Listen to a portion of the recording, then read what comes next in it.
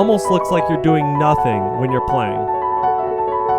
We're going to talk about something that no teachers ever really bring up.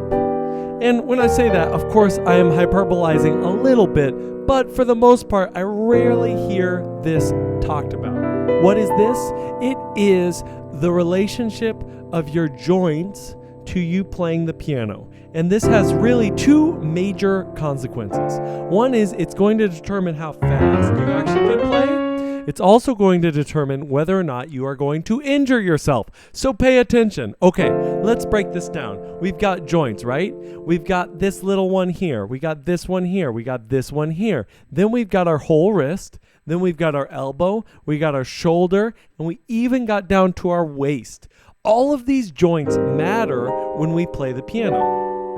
Now, in general, teachers tend to occupy one of two camps. These camps are actually quite old. They date back to the 1800s. One camp says you should use your whole body when you play the piano, and it should be very expressive, right? You're playing.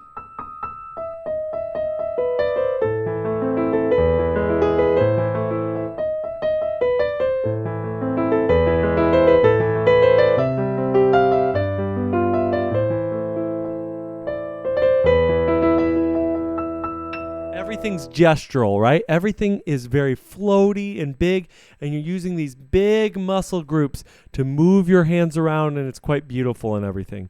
But then the other group goes, no. The only thing that's actually affecting the piano is your fingers, so you should stay as close as possible, right? And it almost looks like you're doing nothing when you're playing. Here's the thing. They both are kind of right, but let me break it down in a way that, again, I don't think very many teachers talk about. And that is what it really has to do is what are you trying to accomplish in staying relaxed and understanding how the joints actually work and how they function. So what in the world do I mean by that? Well, when you play a note, guess what? Do you know what plays the note? You guessed it, your fingertip. That's all that's going on, right?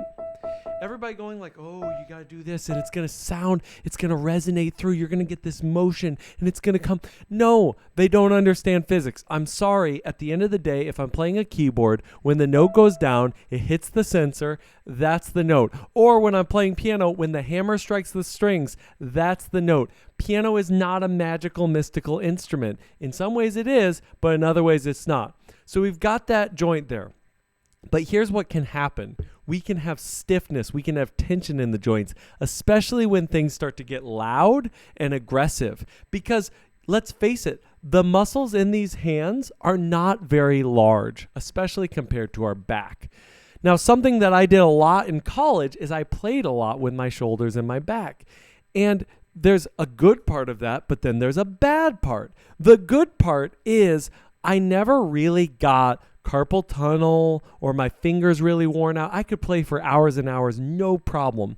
But my technique was very loud, and also it was not very precise. It wasn't very clean. I couldn't play like super fast things very much.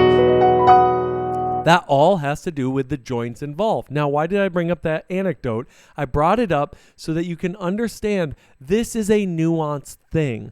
But the one thing I do want you to take away from this video, if you don't take anything else away, is paying attention to your joints. So let's talk about the two aspects that I've been bringing up over and over again, but give you some practical advice. The first is when you're practicing, especially scales, think about what little movement can I do. Imagine a high-speed camera taking pictures, and you're trying to get the most natural, the most organic, the easiest, the simplest movement, right?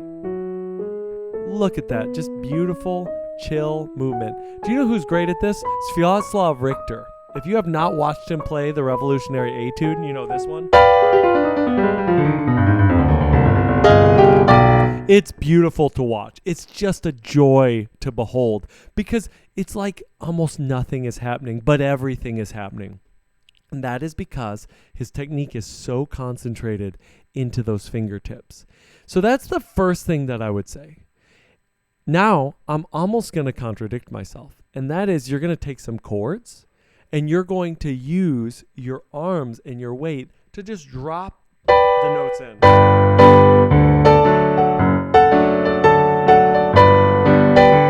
Whatever you want to do, right?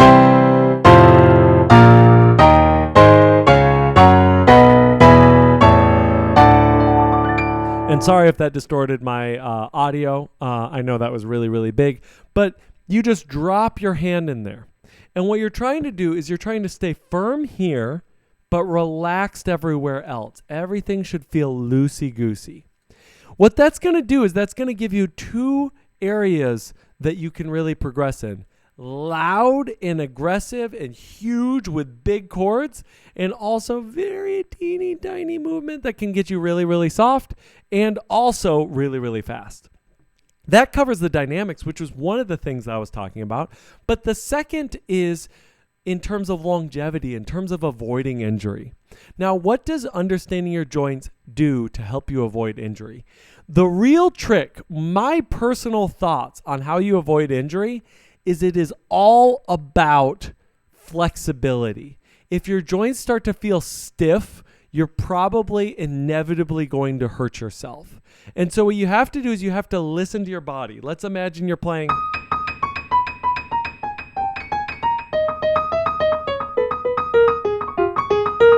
Yeah, right? And you're doing all this octave stuff, and your pinky just starts to stiffen up here and starts to feel bad. Now, diagnose that pain. Is it sharp pain? Is it, sort of pulsing pain? Is it kind of a dull ache?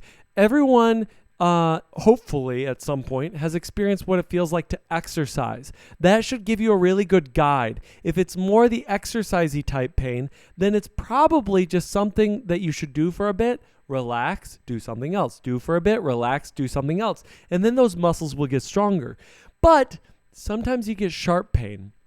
One of the pains that I've had actually quite a bit as I've gotten older and I'm just not paying attention, I'm just throwing my hands at the keyboard, is actually extremely sharp pain in my fingertip. Do you know what that is? That's nerve damage. That's literal nerve damage. That's basically I'm hitting my fingers so hard into the keys that I'm hitting the bone and causing my nerves to go nuts. That's bad. You don't want to do that. And it's similar with other things. The wrist, right? Especially things around the wrist. You have to be very, very careful. And it's just understanding more. If anything, the one big takeaway that you can get from this video is understand more about your biology, about your hands, about your joints. And the more you understand about your joints, the more you can create a nuanced technique specific to you, as opposed to holding on to all these ideas that teachers tell you that work for them, but may or may not work for you. Oh, your fingers need to be curved. Oh, use arm weight.